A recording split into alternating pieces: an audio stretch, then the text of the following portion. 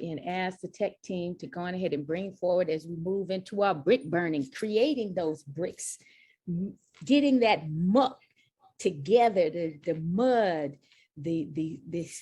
all of the study that we have been doing, all of the scholarship, and now we're going to create something that continues for our building for eternity. So we're going to bring forward our panel on beyond critical race theory, because we full in it, we full vested, we critical race theory, well, we know about race.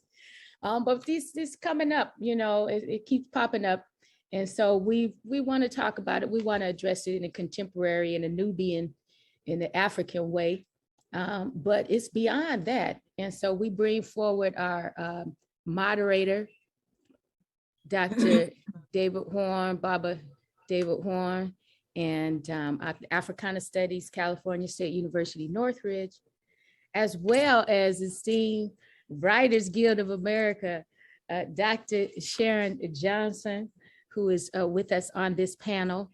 And have we brought forward Dr. Salim Faraji, right here in California, California State University, Dominguez Hills, and we've come across each other all over the Inland Empire in spiritual places, and including just on the beach and in the church. So we welcome you again, as always, a respected scholar in ASCAC. And of course, not least or last, Dr. Greg Kimathi Carr, our ASCAC Vice President, coming from Howard University, and all their greatness in Nubia, and in class with Dr. Carr, with Karen Hunter, and the little known with Nick Cannon. I saw a couple of them episodes, and everywhere else you catch them. But we're so honored to have him as the New Jack Scholar, one of them that led the way with all of the elders and ancestors in ASCAC. So please, I'm gonna take me off video and mute and turn it over to Dr. Horn. Thank you. Hotep, everybody. Hotep.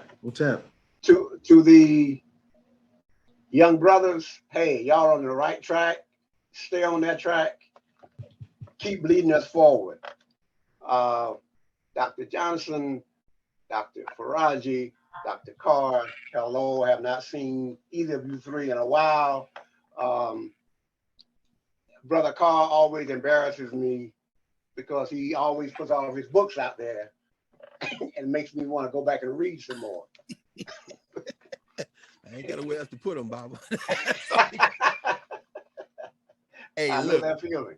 Can we just let Channing continue, and Casey? Hey, look here. They were outstanding. Beyond. Hey, it's hard to follow up after them, man. It is. I feel like a slacker. But yes. But Sister Makeda hit the nail on the head at the very beginning when she started talking about brick making. We generally talk about the brick layers. Now, you can't build something unless you have the material that is focused on what you are building. Let's talk a very quick minute, because I want to get to the scholars. I'm not here to give a lecture. But in the name of LeGrand Clegg, the former president of the ASCAC Western region, I'm here today to mention there's a thing out there about critical race theory and a number of other labels like that we need to clarify. Number one, let's say Channing and Casey were sitting on the sofa like they were, and all of a sudden Channing felt a slap upside his head. His first assumption would be Casey hit him. Let's say he thought about it this way: if you hit me, I must hit you back. Or you must have hit me. in all three of those positions, an assumption, a supposition, just a straightforward definition of what happened, you don't have any evidence. What you have is an emotional response to what happened to you. Mhm. This is essentially what white people have been doing to us for a very long time. Critical race theory is just another example. And in order to have a theory, first of all, you got to have an argument. You got to have a position taken with evidence to support that position. And a theory is actually all of the evidence put together. It is the best evidence that you have in order to make a conclusion. A theory is not I just feel this way. If Channing wanted to find out whether Casey really hit him, Channing could turn and ask directly, did you hit me? If Channing wants to go further, well, if you say you didn't hit me, then who did? It takes evidence to have a theory. It takes information. Now, one of the things that Amos Wilson said in his book on the black agenda is that whoever is in charge will take the information that he or she is in control of and make you believe that's the only information that you should have. They will continue controlling what you think about reality by constantly feeding you their own reality. Critical race theory is not taught in public school in the United States. Most of the people who even mention the phraseology don't know what the hell it is. Critical race theory is based on the idea that American law, we're supposed to be in a country of laws, not men, laws, not people. Critical race theory says the laws that we use to justify how things are, within that law, you can find justice. You can find reasons to move forward and to do the right thing by people.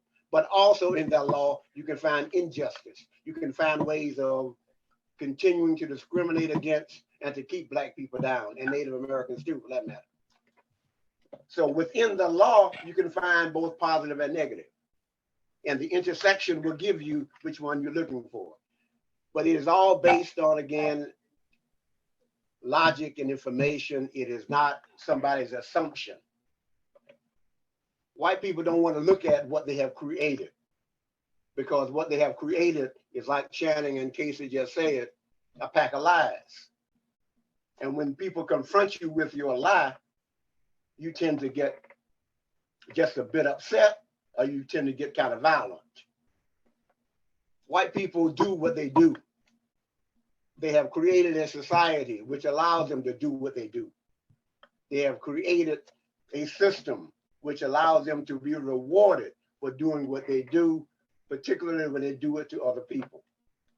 We have with us three distinguished scholars who are going to expand on this whole idea about how do we not only explain what they have done and what they continue to do, but how do we move beyond this? How do we get out of the grips of this octopus that we are constantly faced with? And by the way, as a final point, I want everybody to understand that red, black, and green is a Garvey flag. That is a Garvey flag that he bequeathed to Black folk.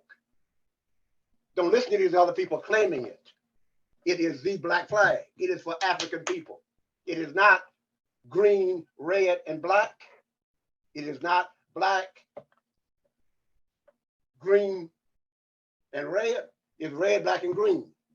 It's the Black flag that Marcus Garvey created, and Garveyites understand very clearly. It is Africa that must be united and free. And that's where Black people are going back to. That's where we came from. And as a final point, because I'm not lecturing, this is a new book that just came out, Born in Blackness by Howard French, who looks like he's white when you look at his picture in the back of the book. He's not. He's a mulatto. The book is brilliant. The book takes on the whole idea that where is African history? As Trevor Roper said, there is no African history except white people coming to Africa. African history was darkness, and darkness cannot be the subject of any history. He's a lie. He is the proof of that lie. He is the evidence that shows not only were Africans the first people on this planet, civilization started and evolved from Africa.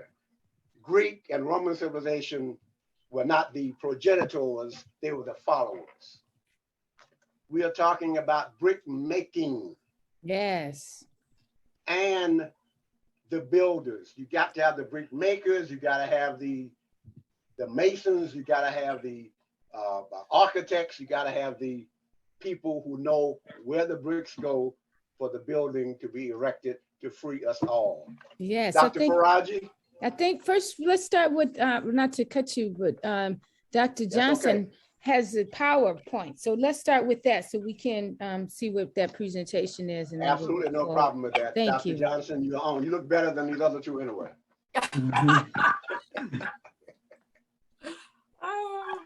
Yeah, I defer to that. Asante. Okay, thank you. So this presentation, Respond, Don't React, Shifting and Controlling the Narrative Around Critical Race Theory, comes directly out of conversations we had during our planning meetings, particularly comments by Channing Flagg and Mama Joy Hardiman. They were expressing that, you know, it's not necessarily understanding what critical race theory is, it's understanding how it's being used and how can we get in front of that false narrative to diffuse it. And so as Sister President Makita said, you know, I'm a writer, I'm a member of the Writers Guild, so I am used to working in non-Black spaces in the media. And so good or bad, I have experience, as most of us do, having to confront and correct. It is exhausting, but I chose to title it Respond, Don't React because a Black woman publicist that I was trained under always held that advice. You must respond, don't react. Next slide, please. Thank you. Christian, is there any way to remove the move your bars to the side so maybe we don't have those bars or reduce? Thank you. Yes. Back the first slide, slide number 1. Those bars are typically an artifact of having the buttons clicked in Zoom, the video sound buttons. If you switch those off, it typically goes away. Thank you. Okay, so I chose to go back to 1974 to an article that one of my sheroes, Dr. Frances Cress Welsing, because besides being a writer, I have a doctorate in psychology. She wrote an article for Ebony magazine called On Black Genetic Inferiority. And she begins the article this way: it is absolutely imperative that we as Black people get very quiet and calm and begin to think critically and analytically in a very broad perspective and cease doing push button reactions to social events that happen around us and that relate negatively to us. She began that because she subsequently goes into a breakdown of an event that was happening at the time. And at that time, there was this uproar over a white nationalist named William Shockley. The Southern Poverty Law Center has him listed under one of their, I forgot what they call it, threatening individuals, or, individuals to watch. And they write, despite having no training whatsoever in genetics, biology, or psychology, Shockley devoted the last decades of his life to a quixotic struggle to prove that Black Americans were suffering from dysgenesis. So, in other words, we were somehow genetically inferior. Although his theories were universally condemned by biologists as racist pseudoscience, Shockley partly succeeded in rehabilitating eugenics as an ideology by providing the foundations for a new, more politically savvy generation of academic racists. Now, he was doing this decades ago, and also doing this, as Dr. Welsing continues in that 1974 article. Dr. Shockley has been traveling throughout the nation, speaking on numerous television programs and numerous college campuses. Although he's been shouted down and jeered during many of those campus forums, it should be noted that he is continuously invited to speak on other campuses and other programs. Next slide, please. So the reason that Dr. Welsing's analysis of Shockley back in 1974 is relevant is because it's not just analogous, it is identical to what is happening with this messaging around critical race theory. So critical race theory falsifiers, or as I call them, Shockley 2.0, similarly have little to no training in law or education. They too speak across the nation in various media platforms, broadcasting cable news, social media. They continue to be featured in the media despite public condemnation of their false narratives by numerous scholars, many of whom are here, and legal experts, many of whom are here. They have been successful with some sectors of society in espousing racist ideology under the guise of preserving their version of national history. And again, like Shockley, they have also laid the foundation for a new, more politically savvy era of racists. All right. Next slide, please. And so Welsing, in advising us in 1974 about how to respond or address quote unquote Dr. Shockley can be applied to now. She continues in the article, our response as Blacks should not be to derisively name call. And I'm going to stop right there because she doesn't mean because we need to be kind to people who are racist. She meant what she meant, and she explains it further in the article. We shouldn't derisively name call at this moment. It's psychologically draining, and it diverts our energy. Toni Morrison said the purpose of racism is distraction. It is to suck your energy and attention to this spectacle of racism so that you don't have any more actual or psychological energy and time to address the issues at hand. It's the sleight of hand. It's the dangling the carrot over here so that they can continue planning and plotting over here. Dr. Welsing continues, intelligence is the ability to accurately decode or analyze the environment and to develop appropriate self and group supportive behaviors relative to that analysis. Okay, so I want to point out that she says self and group. So we can't keep having this debate about we shouldn't be focusing on self because that's somehow European and we're about collective. Part of the collective community reality was knowing that at certain times in your life, you have to separate from society and you have to introvert to do that spiritual work. You're not being selfish because you have the community who understands that's part of our community process. And so when you separate yourself from society to do that spiritual and psychological work, you are not rejecting your community. You are not cutting off your community. You are simply being allowed to introvert and separate with the support of the community. That is what you need to do at that moment for your psychological healing, which in turn contributes to the entire community's psychological healing, right? If we don't heal individually, we'll just be a bunch of unhealed fools out in the world doing foolish things, right? So what the individual does is directly related to community. So we can't keep having this debate over self versus community. There's no such separation, right? There is no such separation, right? So that's why she says self and group supportive behaviors relative to that analysis.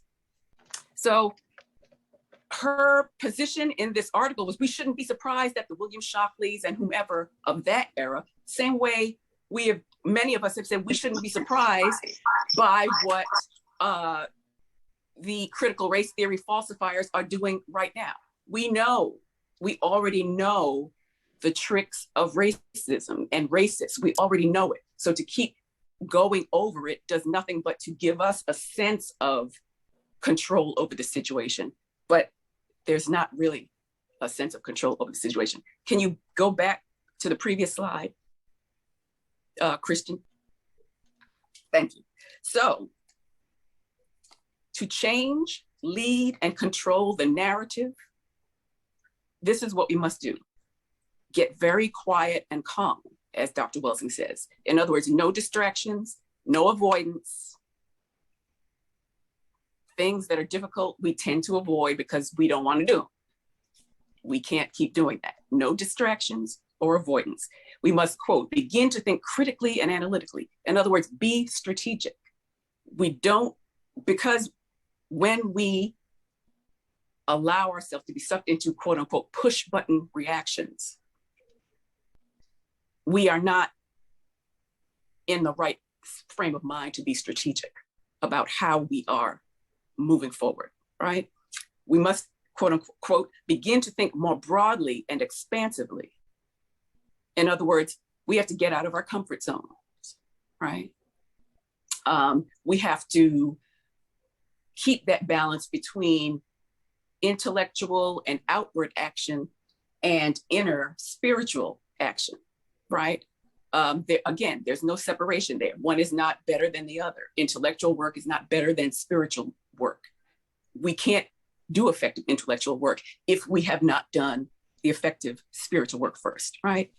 We must, number 4, quote unquote, use our intelligence. In other words, in this situation, we must be media savvy and ingenious. They have been planning. It's not that they're brilliant. They've been planning, and we have been doing nothing but reacting to things that they do as if we're like surprised that they're doing it, right? We must stop letting them live in our heads rent-free, right? We must come to our own posture, right? Being media savvy and ingenious. Number 5, we must refrain from, quote unquote, push button, in other words, impulsive reactions. And to further unpack that, it means we have to develop more emotional maturity as individuals and as a collective so that we are not constantly in this dance. We saw it in 1974 with William Shockley. We're seeing it again. The reason we keep seeing things over and over, psychologists call that the repetition compulsion, right? And until you confront the underlying issues, you're going to keep repeating the same thing over and over and over again and responding, or should I say, reacting in the same ways, right? So we must be proactive, not reactive. We must respond and not react. Next slide, please.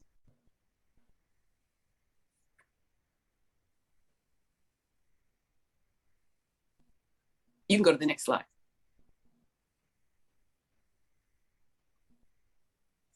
So again, what that looks like: effective messaging that extinguishes the fires of critical race theories, the critical race theory false narratives. The messaging must be clear. There was a joke about the length of the title of the presentations or the conference. If we're going to control the media narrative, we must be clearer, we must be concise, we must be specific. What are we addressing? We don't have to address everything, but the things we do address must be clear, concise, specific. We must be direct. Sister Makeda mentioned earlier that a lot of youth don't want to be shot. That's why they may or may not engage in certain things. And I always say part of the reason we don't control our public narrative is because we're afraid to speak. Because if we speak, we can be identified. If we can be identified, we can be found. And if we can be found, we can be killed.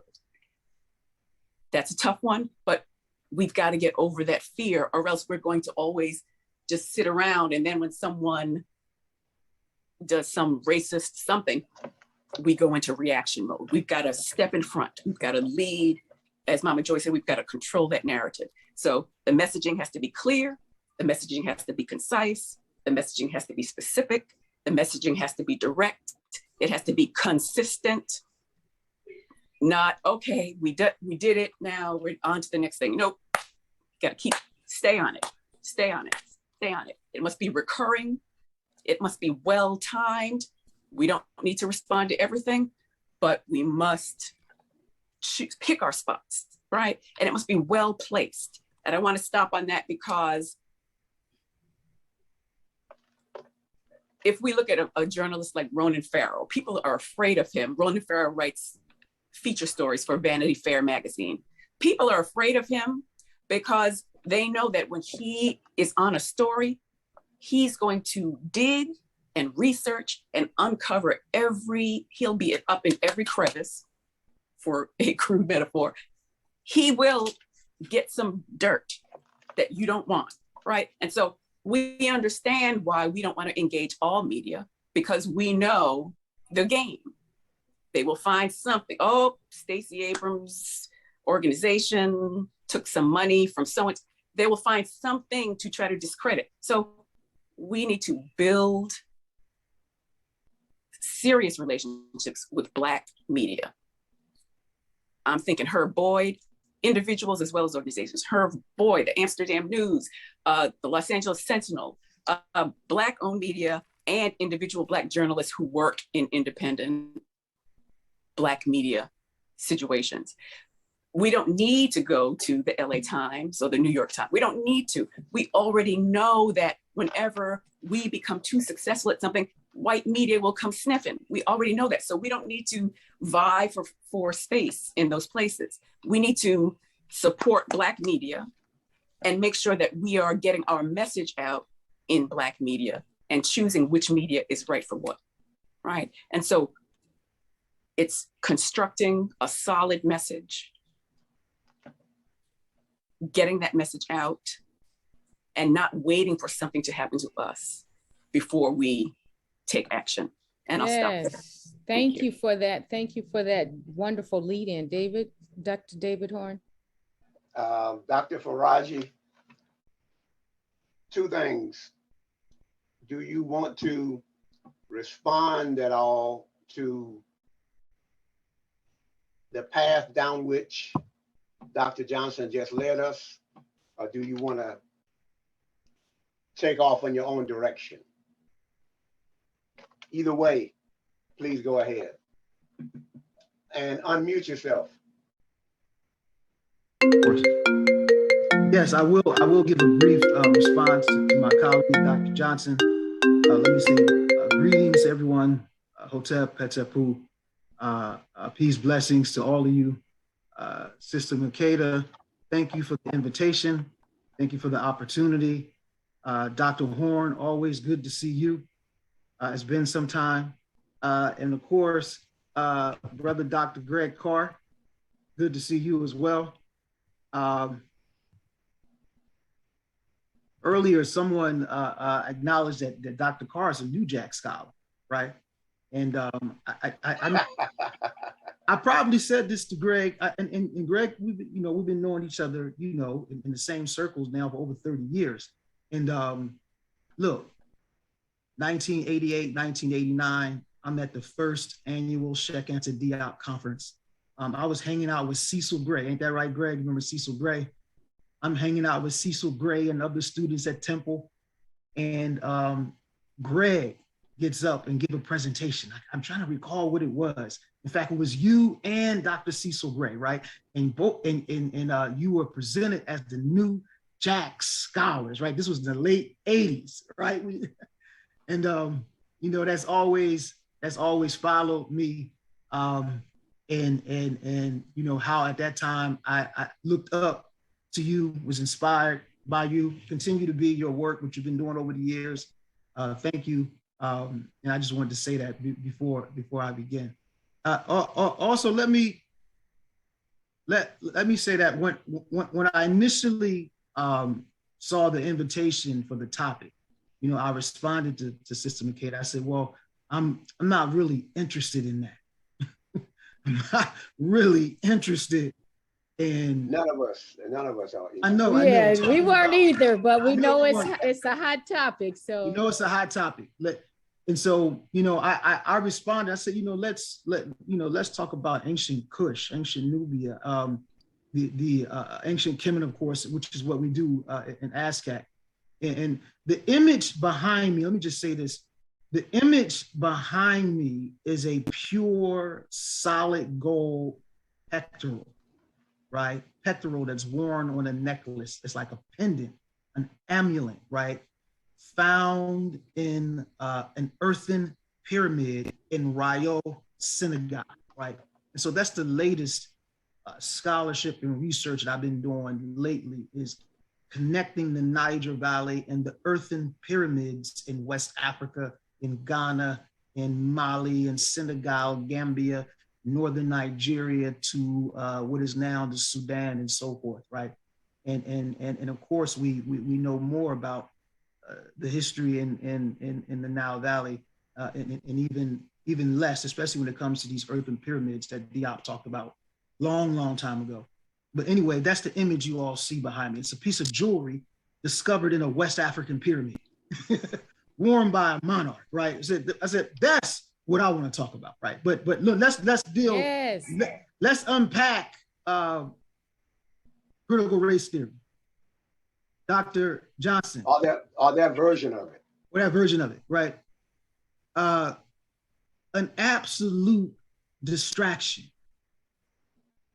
It is a distraction, right? You used Dr. Francis Cress Welsing's metaphor of push button responses, right? One of my friends shared this maybe 6-7 months ago. You all ever been to a fair or a festival, and they have that game called whack-a-mole? Y'all know what I'm talking about? Mm-hmm. That game, whack-a-mole, where they give you a paddle and these wooden moles jump up in the circles, and you got to be fast enough to hit them, right? And the game never ends because the moles are popping up, right? And so our knee-jerk push button reactions to things like playing whack-a-mole. I hit it here, and then here's another one, and here's another one, and here's another one, and I expend all this energy responding and reacting and never set my own agenda for what it is I am working hard to achieve, right? And so this latest rendition, narrative regarding critical race theory, because this has been around for almost 40 years, is another exercise in whack-a-mole reactionary politics. Who are you? Put that damn paddle down. Walk away from that game, right? Walk away from that game. Whack-a-mole politics. we need to hear that. Yes. So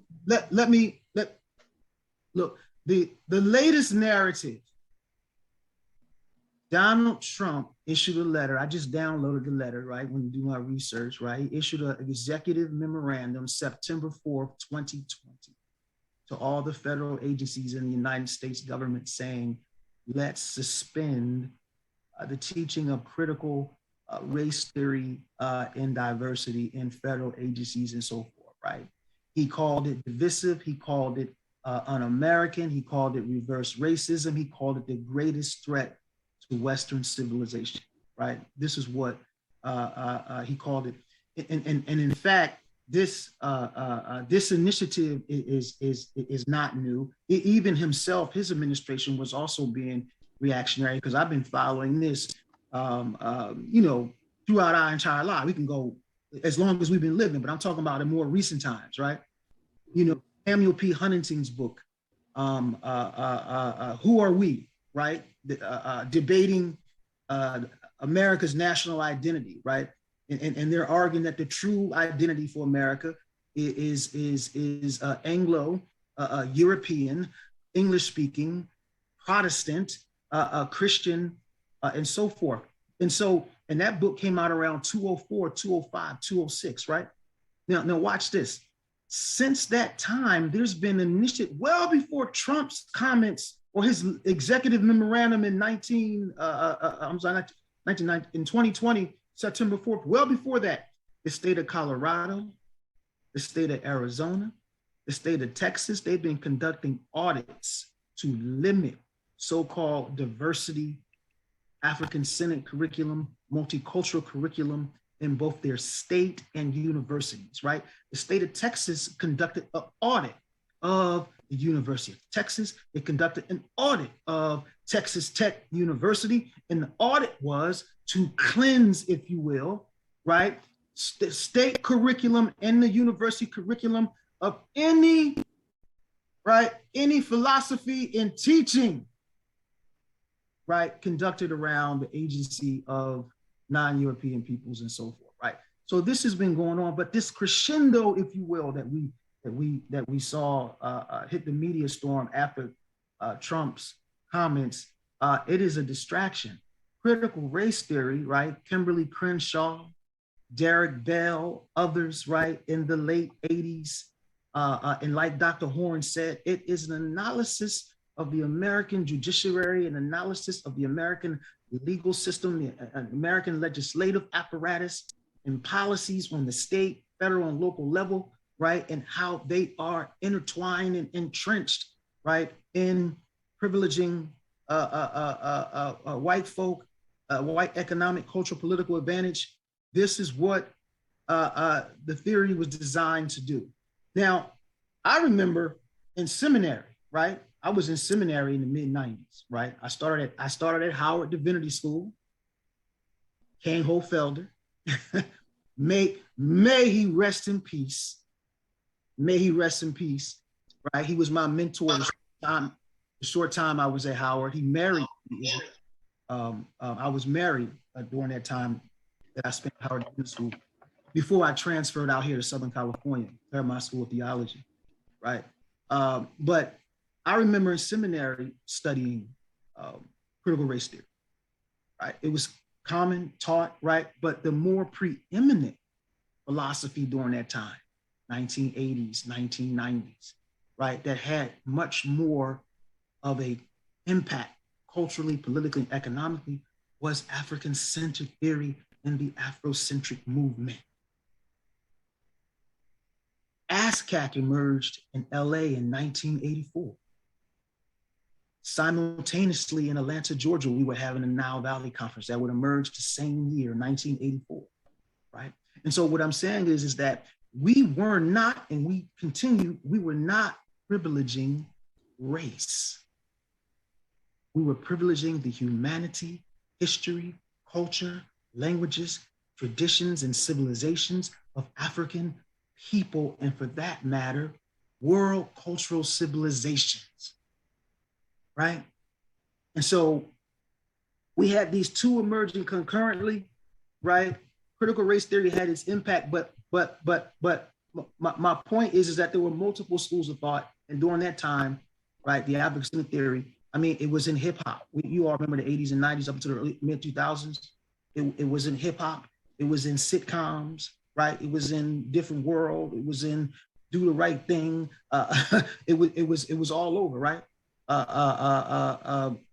Music everywhere, right? And so now at this time, this conversation reemerges. It reemerges for what? Why does it reemerge? No, watch this. The Trump executive memorandum, right, launched this new narrative and conversation about critical race theory. And we've been talking about it. But there's another initiative that Trump's administration launched that no one ever talks about. In fact, I'm about to tell you all, it's baffling to me that it's never talked about, right? In 2018, right, the then former Secretary of State, John Bolton, right, they launched an initiative called Prosper Africa. Prosper Africa. Prosper Africa was launched June 2019 in Maputo, Mozambique, the Corporate Council on Africa, right? You all follow me. The former president made that ridiculous comment, I think when African leaders were in the UN, right? And they referred to them as shithole countries and all of that, right? We all know that, right? But he also said, he said, oh, right? You all remember how he is, of course. Oh, you guys, he's talking to the head of press, he's talking to African heads of state. Oh, you guys, I love you. All my friends go to your countries and we become filthy rich. Right? You all remember that headline. You all remember that headline. Right? Prosper Africa has since been rebooted by the Biden administration. Not only that, Kamala Harris and the Biden administration, right? They had and have a whole agenda for Africa and the African diaspora pre-election. Now, of course, you can't be everywhere all the time, and I know the internet is ubiquitous, right? But just in my social media and reading and digging and researching, I haven't seen any pundits, any talking heads even bring that up ever. So I'm juxtaposing two things here. One, the critical race theory narrative. It's been all over the media like Dr. Johnson. Why? Why not the Prosper Africa initiative, right? And don't get me wrong, I'm not presenting that as a perfect initiative, right? It has problems, but my point is that we don't even know about it or talk about it or discuss it to even critique it or see how Black America or Africans in America or African Americans can even participate in that project, right? Because look, what transcends race, right? Is the focus on Africa. We know this, we ASCAC. We don't even do race. We do history, language, traditions, customs, ethnicities. Are you Yoruba, Igbo, Hausa, Ewe, Serer, Wolof, Indebele, Shona, Shuluk, Nuer, Dinka, Tiswana, Himba, San, Herero. Africans in the United States and Jamaica, Trinidad, Brazil, right? And so it also creates a narrative where we become preoccupied with race discourse and race talk and race constructs and so forth. And what support, or should I say racial domination and exclusion and racism, without power, without economic advantage, is just one bigoted attitude among others. Let that sit. So what gives it teeth is not the bigoted assumptions. Anybody, I hate niggers. But what gives that teeth is economic advantage, right? And so, and this is why, as Dr. Clark repeatedly reminded us, This is why the continent is central, right? We have to be engaged in the continent. And of course, we do that. ASCAC, right? Association for the Study of Classical African Civilizations, which is fundamentally important, right? And, you know, I teach at Cal State Dominguez. I'm about to be quiet. I teach at Cal State Dominguez Hills. University that's over 50% Latino students, right? Most of my students are Mexican.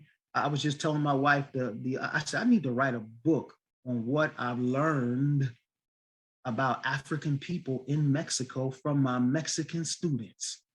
Say that. Look, I'm gonna be quiet. Just the other day, I'm grading an assignment, and one of my Mexican students, and this has happened several times in the 17 years I've been at Cal State Dominguez Hills, right? I guess in our courses, they feel free and they feel like they have permission to tell the truth. So they disclose things to me and others, right? Right? They mentioned a young Mexican sister, Latino. She said, my family comes from a village in Mexico where we celebrate La Danza de los Negritos, the dance of the Blacks. Talk it. That's my field. A celebration of Africans, I think in southern, maybe southwest coastal Mexico. And the tradition is that there was the enslaved Africans that were there. One of the women, Queen Mother, her son became ill, snake bite. And so the Africans formed a circle around him and went into a traditional African ritual and began to use traditional medicine to heal him. The indigenous people were inspired by what they saw. They were inspired by the dances and the healing power. Let me say that again, the healing power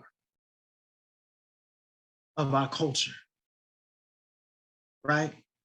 And it led to a celebration that's known all throughout Mexico. And that's just one example. I got countless others, but that's not the point of our talk this afternoon. The point of our talk is to deconstruct this current narrative around critical race theory. So I'm going to leave it at that and say, we got to privilege humanity. We got to privilege Africa, right? That's how we move beyond this. Okay.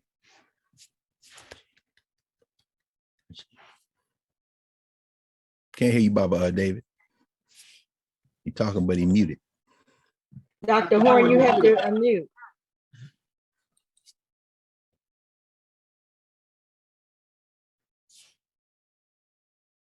Apologize. I didn't know. I didn't notice that I got mute. Okay. Before Dr. Carr takes us to the mountaintop here. Oh no. Want to say one quick point, and thank you very, very much, Dr. Faraji. Yes. ASCAC is not aimed at political activity, but in what it does as an intellectual activist body, it always becomes political. We all need to understand clearly, whether you have heard the news or read it or not, there was a consistent belief and intent added to that belief that COVID-19 would have hollowed Africa out, and that the former colonial powers, the new modern colonialists, would have been able to simply move back into Africa, seize the resources to save themselves. They intended for Africa to be basically dead. Yep. It didn't happen. It did not happen. We need to keep this in mind. There is a consistency about their devilry that we need to be clear about. Yes. These people have never stopped being devils and will never stop being devils. And our believing that we can convert them or save them is misdirected assumptions. They cannot be saved. Africa is where we need to be going back to. Dr. Carr. Sante Sana, Dr. Horn, Baba Davis, been too long since we've seen each other physically. I'm glad to be here. And My brother Salim, yeah, man, I remember that well. We both looked up to Cecil Contine Gray, whose mother, of course, Victoria Gray with Mississippi Freedom Democrats. Long genealogy with that brother, and of course, Sharon, Dr. Johnson, you really helped us, as always, understand that this war of images and ideas is being fought, so that even though there are 101 of us here, the vast majority of our people are caught up somewhere between reality television, sporting events, and social media. And so we have to figure out a way to engage with them. I'm gonna give myself about 10 minutes because I know Brother Enoch is coming up, and I want to thank the Queen Mothers for opening the way, and President Kumasi, you definitely have brought that fire that we would expect from the West Coast of the United States. And in convening us in this way, you continue in the energy, the spirit, the intellectual thrust, and the love for African people of your auntie. I promise you, that's Nzinga right there. If those of you didn't know Nzinga Heru, you are absolutely seeing her again. My government name 2.0, yes, no question. no question. And I was about to bring Clydine out on some people, they was getting a little long, but we're going to give you that 10 minutes because we know we started 10 minutes behind with the tech, and everybody waiting to hear from from the brain. Yes. No, ma'am. Just like your auntie would tell you, I keep my stopwatch on and I got it right here. So I ain't gonna take 10. I got 9 right now. So I also know how to cut people and blow on them at the same time. You got that skill too. That's how they do it. But I saved the lesson, the master class for last in recognition of those flags. 3 generations of flags. And Baba, I see you sitting there with Mama Suzanne, and the flag is still there, brother. So the flag is still there. These young people are giving us the solution.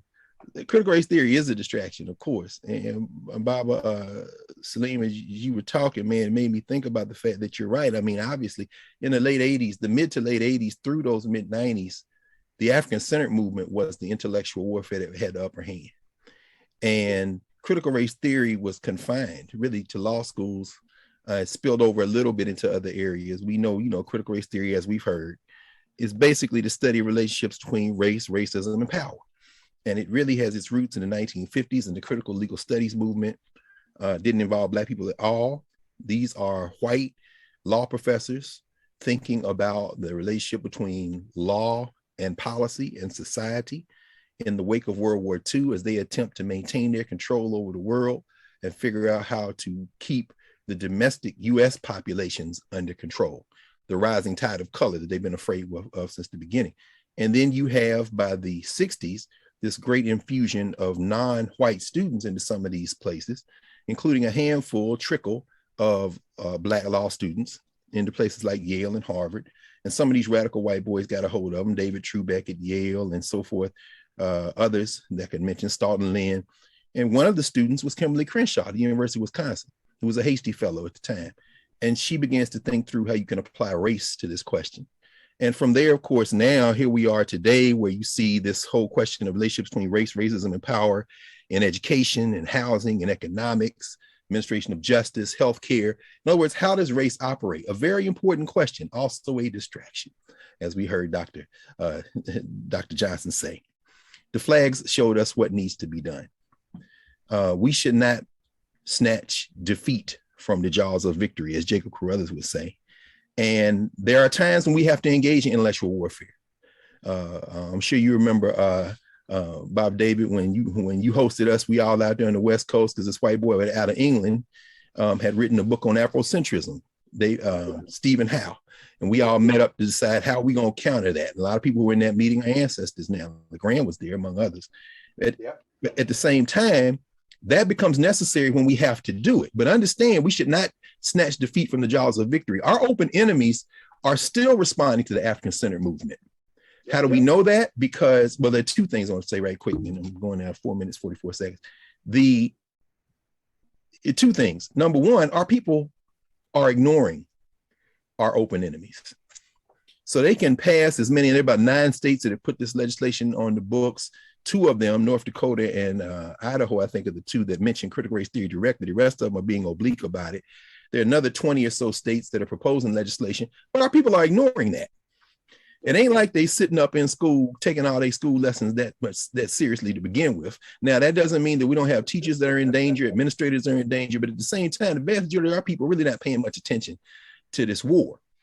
That's one thing. But the other thing, which is really the thing, is that critical race theory is not an issue in the Flag household because they homeschooling. This is the issue we have to deal with. This is really what it comes down to. How do we know our enemies are terrified of the movement that we continue to support and build? Because they are throwing distractions in our way. Masterclass, for example, has just debuted a wonderful minstrel show, a 3-session, one being dropped this month, one next month, and one in February, masterclass called Black History, Freedom, and Love.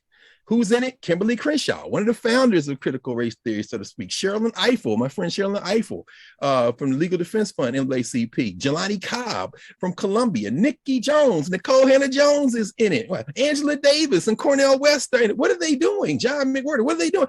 These white people understand if you don't get these Negroes a little bit of blackness, they're going to tear up the country. So, but see, that's a distraction too.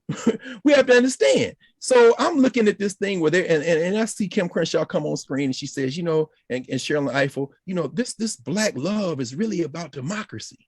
It's really about America trying to, you know, Black people, Black love is really a love for democracy. And I'm laughing like either you don't believe that and got to check, or you do believe that, which is sadly disappointing. But either way, it's a distraction. Look at these flag babies and understand where we need to go with this. And I'm going to wind this to a close.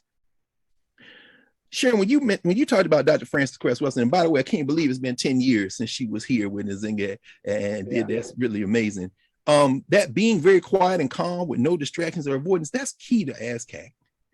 You know, being more broad and expansive internally means we got to do that hard work. One of the things that I hope we get a chance to talk about for a few minutes, anyway, a couple of minutes in discussion, is how we draw from classical Africa to think about governance. And I see our sister Solange Ashby in the meeting. I've been reading slowly your book, Calling Out to ISIS, thinking about Nubia in this context, because we know that the type of study that allows us to see how do Africans build governance structures and systems that we see echoed in the work of the Queen Mothers that opened today. There's a very, very real responsibility ASCAC has to model what that kind of scholarship looks like. Now, these young people have just modeled it today for young. As far as I'm concerned, y'all should be teaching these children. We need to get Channing and Casey to do a class for their age mates. It shouldn't even be us. You know what I'm saying? They can teach that class, you know what I'm saying, in terms of peer conversation. Now, but when you read that work, the work that you do, Celine, the work, Solange, that you do, that's deep study work that we can be doing. We have to do this language recovery work, and it's difficult. That's not critical race theory. Critical race theory, basically, another way of putting it is, you're basically begging for your humanity from white people. That's basically what it is. And when I was in law school, my second year of law school, 1989, I remember Kimberly Crenshaw's article came out. I remember reading it, sitting at the NAACP Legal Defense Fund, where Sherilyn Ifill was a staff attorney. And on Saturdays, I was rescued from all that stuff because when we were in Columbus, Ohio, at the African Center for Study and Worship, we were ASCAC affiliate study group, and I couldn't wait to get to New York, not necessarily to go work at the NAACP Legal Defense Fund to apprentice being a civil rights lawyer, but so that I could spend my weekends on 145th and Convent at First World with Dr. Ben and Dr. Clark and them. And so I have a very clear memory of how these two worlds don't intersect. Critical race theory ain't got nothing to do with African-centered scholarship. These are two different things. And not only do they not want any part of it, with all due respect to the sacrifices of Angela Davis and others, in this context, what we're seeing with this whole masterclass that they're putting out, this distraction, is that these people are not going to work hard enough to recover African memory. The 1619 Project, Born on the Water, all this old foolishness. As John Clark said, if you start your history with slavery, everything since then looks like progress. This is all distractions.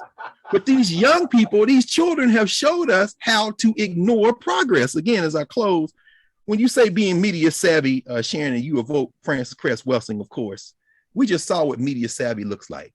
Those children don't have to unlearn. They don't need to go into a curriculum that is interjecting race so they can deconstruct something. Why? Because they never constructed that foolishness in their heads in the first place. This is what the work of ASCAC has to be. And so I think that, and I got a lot more I can say about this, but I'm going to close with this. These political weapons that we have to develop, which include looking at studying African structures so that we can understand how we approached building consensus, how we approach decentralizing power, whether it be in Nubia, whether it be in Meroe, whether it be in Kush, whether it be in Napata. I mean, the one reason they can't identify, and Solange will help me if I'm wrong, because, you know, this is not my area of study, but we got people in the association whom this is an area of study. One reason they can't find capital cities is because Black people don't put all their eggs in one basket. Right. Every family, every formation has authority. And so we build consensus. This is how we build. How do we apply those lessons now when most of us do live in cities? How do we apply those? But that doesn't involve us in a long dialogue and trying to find ourselves in the Federalist Papers, James Madison, arguments with Abraham Lincoln, Franklin Roosevelt, all due respect to my friend Jelani Cobb. You worship these white people because you haven't worked hard enough to engage with your ancestors. So I'm going to stop with just one final statement, and then maybe we can have a little bit of conversation. I know we're trying to get back on track, and I know Brother Enoch is coming. My final statement is this. Listen to Channing and Casey Flag. Okay, I'm gonna mute myself.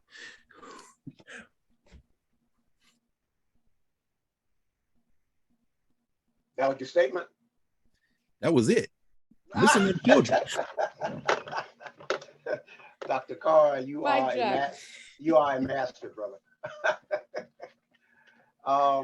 Leave us hanging on the edge of that word. Yes, listen to yes, brother. Yes. Sister Makeda, we are giving it back to you. I was muting myself. We wanted more. Everybody, yeah, we was looking for more. Thank you. I must say, Dr. Faraji, for I know he was going back and forth. You was one of the verse scholars I reached out to, and he was like, I don't want to talk about that. I was like, okay, well, maybe Nubian law, just trying to sell it. Because I know that I agree, that conversation about it, was Christ Black? Like, I know you was like, come on now.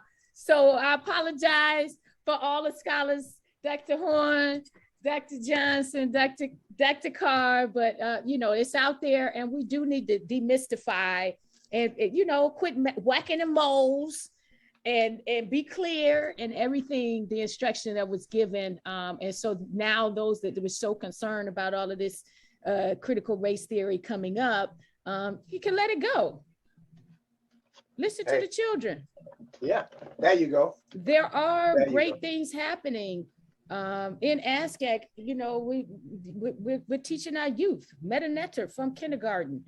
They overstand red, black, and green. It's red, black, and green. And Kwanzaa is black, red, and green. We know it's a difference. It's a difference in the flag. We salute the flag. We celebrate the flag in our videos, in Ma'at, in our videos. I can't breathe. And so we celebrate you, Scholar Panel. Thank you for coming on and going beyond this critical race theory for us in this panel, giving us the extra time, giving us your brain, giving us your books, showing us the beautiful artwork that is Africa behind you in your screensavers, and just the time. We appreciate it.